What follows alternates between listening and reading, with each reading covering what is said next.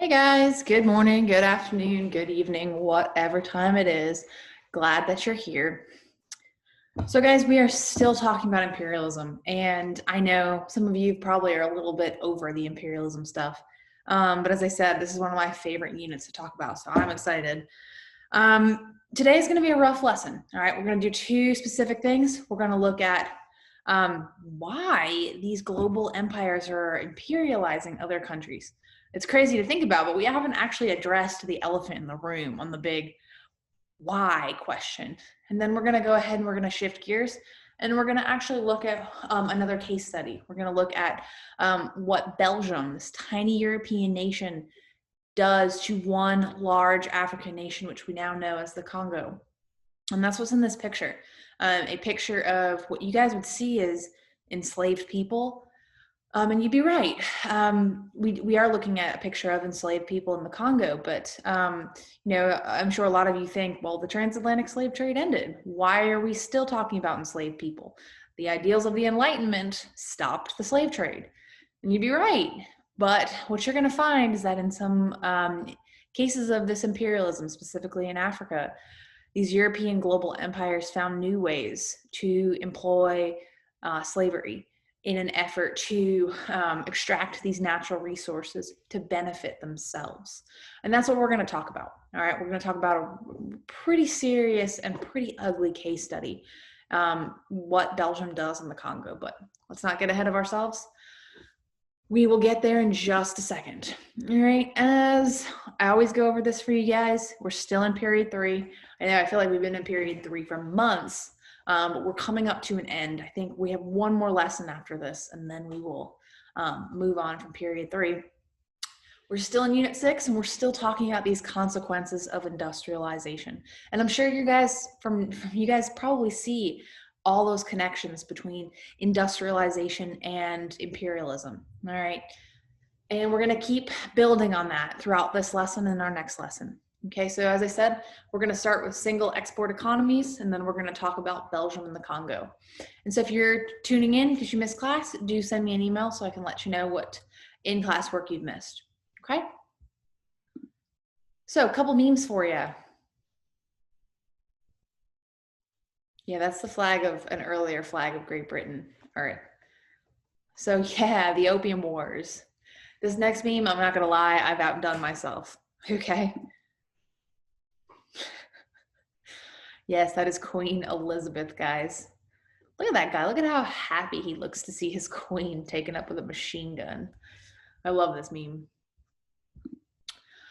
All right, guys. So as I said, we've spent the last 5 or 6 classes talking about imperialism, and all those lessons before that talking about industrialization. All right, we've talked about capitalism and communism and socialism. We've talked about pollution. We've talked about all these consequences of the Industrial Revolution. And we've also looked at imperialism as a consequence of industrialization. Okay, but the real thing that we haven't kind of sat down and actually had a conversation about is just why these global empires are doing these awful things to these colonies, to these areas on the periphery. Okay, so we need to make sure we completely understand this. So again, guys, the question that we really haven't hit on is what exactly are the global empires looking for when they imperialize these countries? All right, they're not looking for people. The slave trade's over with. All right, they're not really looking for new people to be part of their great empires. No, they're looking for resources, because resources equal power. Okay, we've talked about this throughout this class. Throughout AP World History, we've talked about in period 1 and period 2, we've talked about how resources like porcelain and silk, tea, textiles, people, these are resources. And the more resources you have, the more power you have, the more wealth you are able to acquire. All right.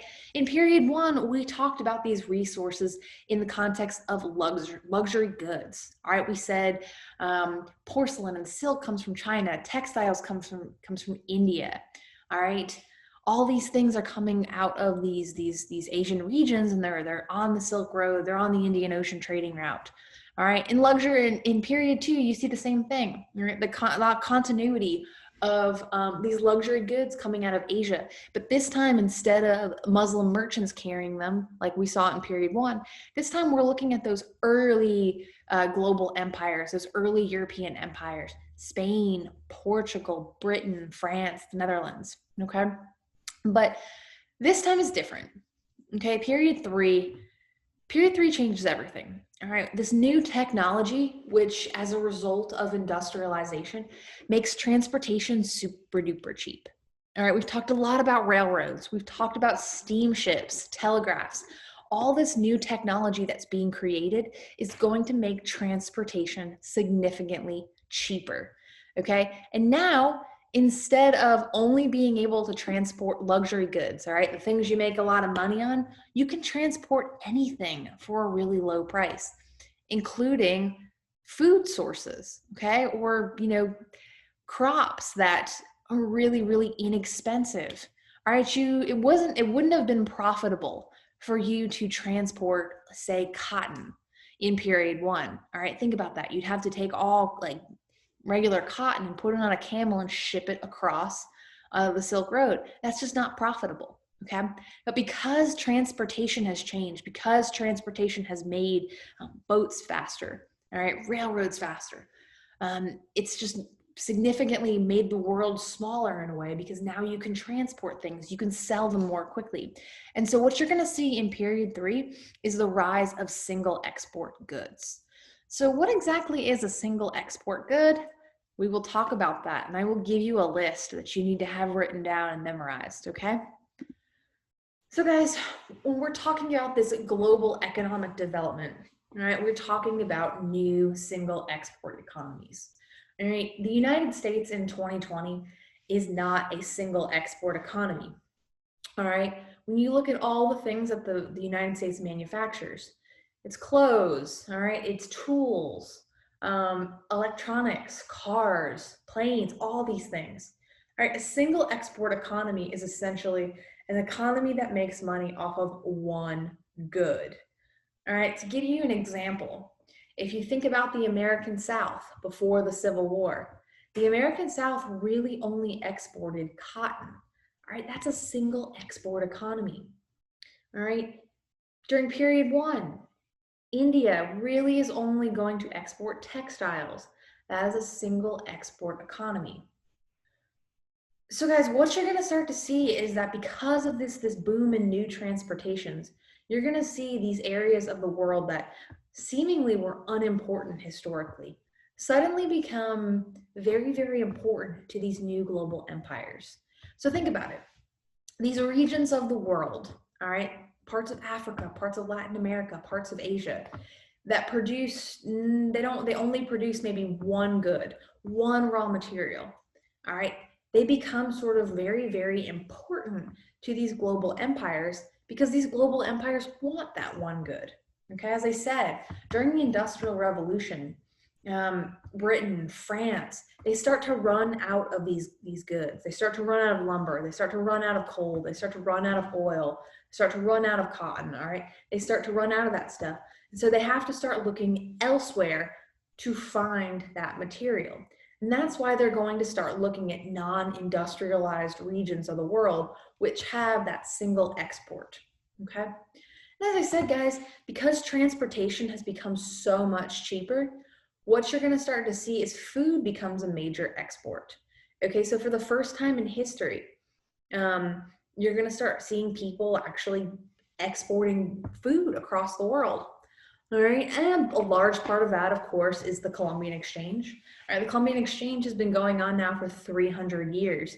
People have gotten a lot better at growing potatoes, growing tomatoes, all right, growing wheat and corn and things.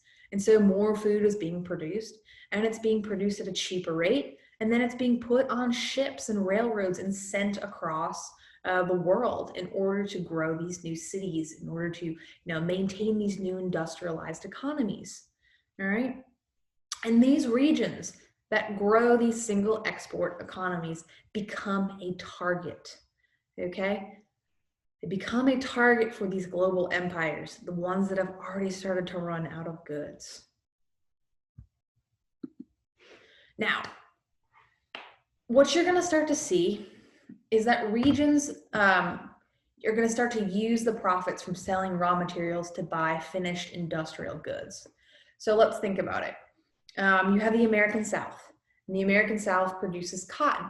Okay, it doesn't really produce anything else because it is a single export economy. And so they're going to send barrels or bushels of cotton to England for money, and the English are going to use that raw cotton and they're going to create more textiles.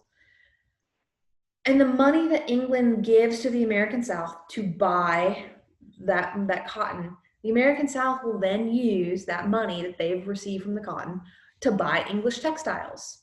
Okay, let's think of another example. Okay, let's see. Trying to think of another good example. I'm going to cheat a little bit. Okay, here's another one. All right, sugar is going to be produced in Brazil. All right, Brazilian sugar will be sold on the market to the British, to the Spanish, to the Portuguese, and the money that the Brazilians will receive for that sugar will then be used to buy, syrup, all right, or molasses, or things that come from sugar. You're always going to see countries, the single export economies, using the money they make from raw materials to buy the finished goods. All right, so really, most of these countries that are buying the raw materials are still making their money back in the long term. And guys, the large demand for these raw materials is going to expand the plantation and hacienda systems. So you guys probably remember from period 2, we talked about the hacienda system. It's that that system in Latin America, which we had wealthy owners, the wealthy Peninsulares and Creoles, who are not necessarily enslaving the indigenous people, but forcing them to work for a much lower price. The plantation system in the American South, you had the wealthy owners who are enslaving people. And you're going to see an expansion of these plantation and hacienda systems during this single export economy, because these global empires need these raw materials. Great Britain needs cotton, all right? It needs rice, it needs sugar, it needs oil, it needs guano. But on the other hand, colonies are going to start to become economically dependent, all right? The American South is going to become completely dependent on the British to buy cotton from it. So much so that when the Civil War happens, guys, and the American South is no longer able to sell its cotton to Europe, it's going to become a very poor region, all right? Even more so when the region loses the Civil War. That's what you're going to see across the world, all right? Latin American places or countries, Brazil will be economically dependent on Europe to buy its sugar, okay? India will be economically dependent on the British to buy cotton. All right, what you'll see, guys, is that this system of give and take forces both the mother country, all right, or the global empire to be completely dependent on the raw materials coming from these colonies, but then the colonies also become completely dependent on the global empire to spend that money, all right? The problem is, guys, is that these global empires are so powerful that if a colony says, we're not gonna sell your cotton anymore, these global empires can go somewhere else. And that's what you see during the American Civil War, when the North blocks out England from buying the cotton from the American South. The British just go and buy cotton from the Egyptians, all right? Or they just go buy cotton from Indians, all right? And the problem is that these economies never really recover from this single export system. Now, you guys need to know these, all right? I know it's a lot, it's a long list, but College Board wants to make sure you are fully immersed in understanding how these raw resources in these world regions are interconnected. So when we're talking about these raw resources, again, we're talking about the commodities, all right? We're not talking about the finished products. When you look at wheat, all right, that is a commodity. The finished product is bread, all right? Cocoa, that's a commodity, or it's a raw material. The finished product is chocolate, okay? Live cattle, that's a commodity. The finished product is meat, all right? You see all of these here. So what you're going to see is cotton is coming out of South Asia, Egypt, and the American South. And they've already told you the story about cotton. All right, cotton's really, really important for the economy of the American South. You see that plantation system of enslaved people. All right, the American Civil War puts a halt to American cotton. So the British go elsewhere to get more cotton. Okay, you also see gold. All right, gold comes out of California, Alaska, and Australia. Funny story. Anyone know why the San Francisco 49ers are called the 49ers, the football team? Yeah, in 1849, gold is discovered in California. That was all land that belonged to Mexico just 1 year before. All right, the Mexican cession is handed off in 1848. Can you imagine if gold was discovered earlier in California? The world would look very different today. Okay. Meat, all right, that meat, live cattle, Texas, Argentina, and New Zealand, and all of this is being transported to Great Britain. Okay. Wheat, all right, wheat is used for bread. As someone who is highly allergic to wheat, I am very familiar with where wheat comes from, the American Midwest and Australia, and all of this stuff is being shipped on a boat to Great Britain. All right, diamonds coming out from South Africa, another British colony. We've talked a lot about opium. All right, we've talked about the trade and how the British sort of take their Indian colony and send opium to China, and then China goes ahead and sends silk and porcelain to Great Britain. Okay, that sort of triangular trade almost. If anyone knows what guano is, I'd be impressed. Guano is bat poop. All right, sounds disgusting because it is. It's also a very, very important fertilizer. All right, people are shipping huge amounts of guano on ships to Europe. All right, guano comes from Peru. All right, sugar, we've talked a lot about this already. All right, Brazil revolts against Portugal, so it's not really a colony of Portugal anymore, but Brazil will be sending that single export around the world. And this final one, just as equally important, is rubber. And we're going to talk a lot about what happens with rubber. Rubber will be produced in the Congo, or it will be grown in the Congo, and it will be used to bring up the wealth of this tiny little nation in Europe called Belgium. So make sure you have a pretty vague idea of these raw resources and where they come from and what wealth or what nation they're making wealthier, simply because they're colonies of that nation. All right. I would highly recommend you guys downloading my PowerPoint and going ahead and stealing this map and putting it into your notes. All right. This is a really, really helpful way to kind of get a sense of where these single exports are coming from. All right. You see the little this thing is metal. I guess the guy who made this map has a sense of humor. All right. You see meat. All right. Coming from this region, wheat and cotton, sugar. All right. Palm oil is really important. So make sure you have this map and make sure you understand. I really do think this belongs in your notes, printed out in color. It's a good one. All right, it's very helpful to understand where all this stuff is coming from, because pretty much everywhere you see a single export commodity, it's going to be a colony of somewhere else. All right, so one of those global empires that we've talked about is going to be benefiting from the production of these single export commodities. Okay, so please go ahead and get this map. Another one, since we've already talked about it, guys, is, as I said to you, cotton.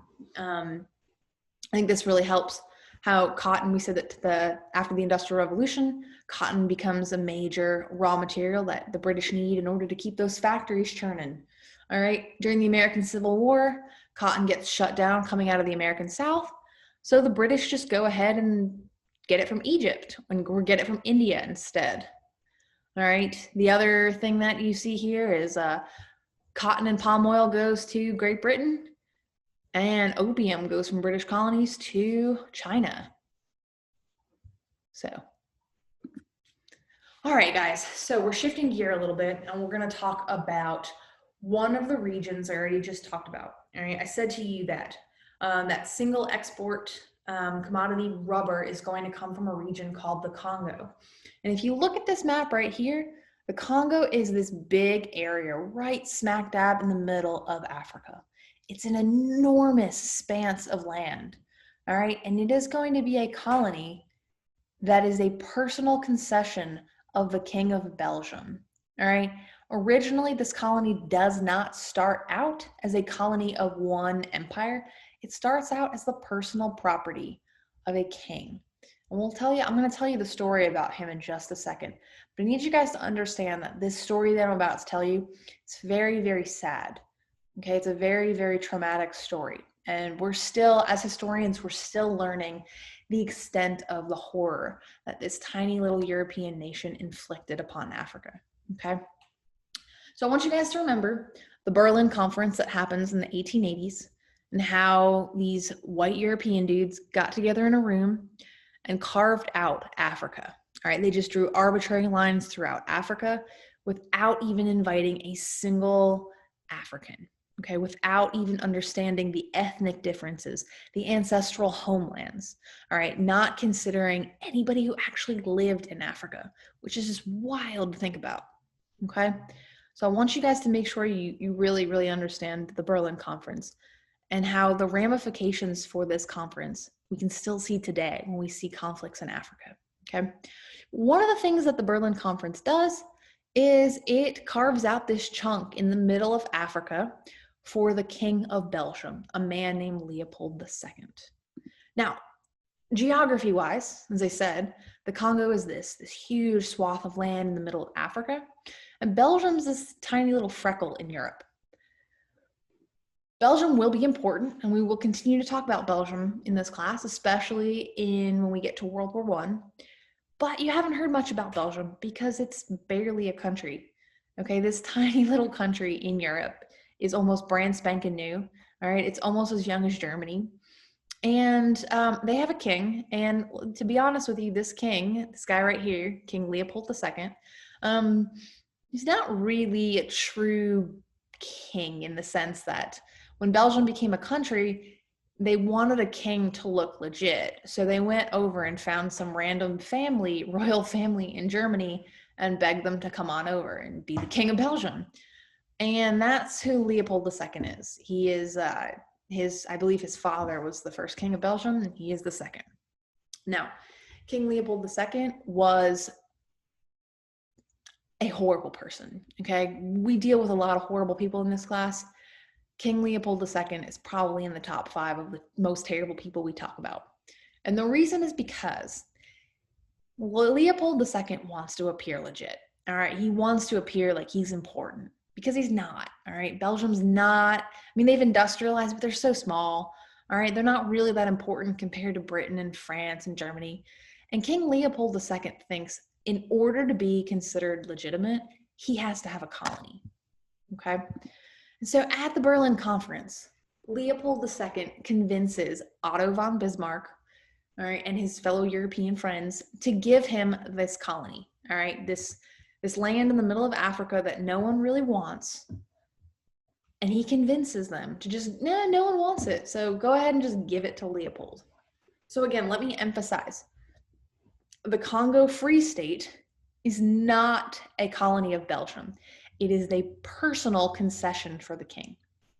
Now, it turns out this land that no one really wants in the middle of Africa is extremely profitable, okay?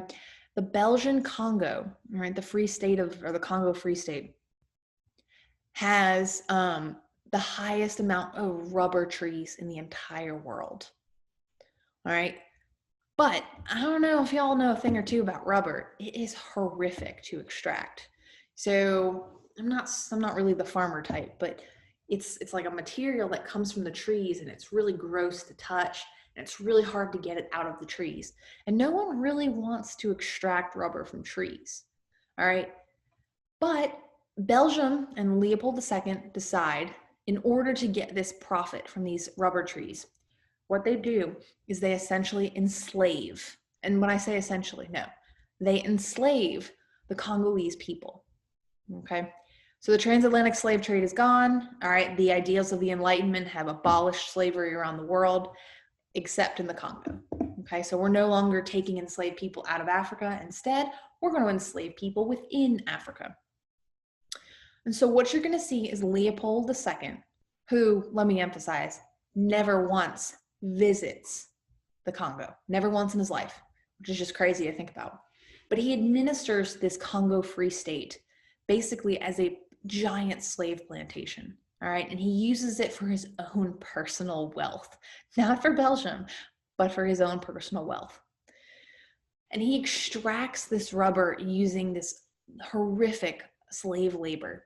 Okay, basically, every single day these people are required to get a certain amount of rubber out of the trees, which is a really arduous and terrible job. And they're told if you don't get this certain amount of rubber, you're going to get your hand chopped off. Okay, and that's exactly what happens. You're going to see pictures of hundreds of Congolese with their hands chopped off in this brutal manner because they couldn't extract the amount of rubber from the trees in time. And that's how they were able to motivate people. Children losing their hands, their arms, everything, simply because they could not extract this rubbered material. And again, Leopold never even went to the Congo, which is just wild in itself. All right. Guys, the story doesn't get any better. All right. By 1908, enough people around the world start to realize what's going on. All right. There are captains who bring goods into the Congo and see the children with their hands chopped off and begin to write into newspapers around the world about how horrific Leopold is managing this territory. All right. And so by 1908, you start to see this uproar around the world. It's one of the first human rights kind of protests in in world history. All right, you have an American author. You can't really see, I think my face is blocking it, but an American author named Mark Twain, all right, who wrote Tom Sawyer, Huckleberry Finn. He writes a book called King Leopold's Soliloquy. All right, he's bringing attention to this horror that this awful Belgian king is inflicting upon this land in Africa in order to extract this rubber. And what you're going to see is this international furor that condemns Leopold, even though he denies anything bad is going on. Oh, you can't prove it. Yeah, no, nothing's going on. Oh, all those kids who've lost hands, that's not, I didn't do it, yada, yada. So by 1908, King Leopold is forced to give up his personal colony, all right? And that tiny little country in Europe, Belgium, is now required to control this Congo area. All right, so you think, all right, well, that's probably good, right? Belgium now is going to administer the Congo, and it's going to be out of the hands of this brutal man, King Leopold II. All right, and Belgium is going to actually administer the Congo as a colony all the way until 1960. But before you get excited about that, just know that Belgium is a pretty poor area, at least compared to the rest of Europe. And they can't really afford to administer this huge land in Africa. And so what they're going to do is they're still going to try to profit from it. All right. One way that they kind of encourage the Belgian people to get involved in this new colony is they create a human zoo in Brussels, the capital of Belgium. That's what this picture is right here, guys. If you ever go to Brussels, there's something called the Africa Museum, and it was a human zoo. Right? They brought people over from the Congo. People would sit there and watch them, okay, as if these people from the Congo were not human. All right, as crazy as that is. There's some other things that you need to understand about Belgium's tenure within the Congo. All right, because Belgium really was not totally able to really truly administer this colony. What they did was they sent in a lot of Catholic priests into the Congo, kind of on the civilizing mission. All right, they believed that the only way to really civilize these people was to bring them that Christian education, that Catholic education. And so what you see is the administration of a lot of Catholic schools are going to be built in the Congo, and they're not actually teaching the Congolese people reading and writing, arithmetic, the kinds of things you need. They're not teaching them how to industrialize. They're not really teaching them how to do anything except for, plant rubber. And the long-term ramifications are this. In 1960, when Belgium finally gives independence to the Congo, the nation is so poor and so undereducated. All right, think about this. In June of 1960, they only have 16 university graduates. All right, there's 13 million people that live in the Congo, and only 16 have had a college education. All right, there was not a single doctor, not a single engineer from the Congo in 1960 when Belgium says, peace out, have a nice life. And so I need you guys to understand what imperialism does to some of these places. All right. Today, the Congo is one of the scariest places on earth. Right? It's almost impossible to get a visa to go into the Congo simply because of the sheer level of poverty. All right. Since 1960, they've had, I think, 2 or 3 civil wars. And it's a nation that, because of one man's avarice, one man's greed, is just completely destroyed. And to this day, and as I said, guys, the Berlin Conference, there's so many ramifications of what the Europeans did, all right, by drawing those arbitrary lines and by inflicting this terror and horror in Africa. But I think the Belgian story, all right, this tiny little nation in Europe that seems really harmless, doesn't really seem like a big deal. What they do to the Congo is just, it's horrific. And I hope that this gives you an idea of sort of the long-term ramifications of what imperialism does to these places. And again, take a look, guys, take a look at the map, all right, a world map, and see these places that we've talked about in this class, all right, places, nations that exist today that have been colonized and imperialized from these global empires. And you can still see economically, most of them are significantly far behind the rest of the world, okay?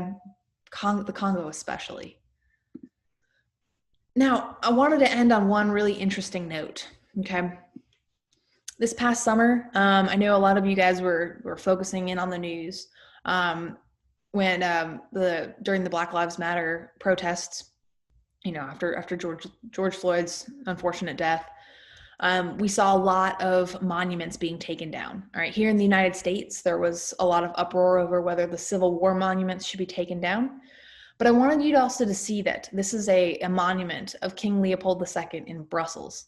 And during the Black Lives Matter demonstrations, the connection that Belgians felt to Leopold II it's gone. The city itself, Brussels, was built by the rubber, the money that Leopold II, used or was extracted from the Congo. And they finally took his statue down this past summer. All right. They finally, kind of looked into themselves and kind of agreed that he's not someone that we should be proud of. And so they did take his statue down. And I just wanted to end on that note, just to show you kind of how even today in 2020 or 2021, we're still dealing with the ramifications, and we're still questioning history, and we're still finding that maybe our villains weren't, or our heroes weren't as heroic as we all sort of make them out to be. So I just wanted to end on this, and I think this is a really interesting way to end this lesson. Okay. So guys, as usual, if you're tuning in because you missed class, send me an email and I will figure out what work you missed and what you can make up. And if not, have a great day, and I will see you guys in class.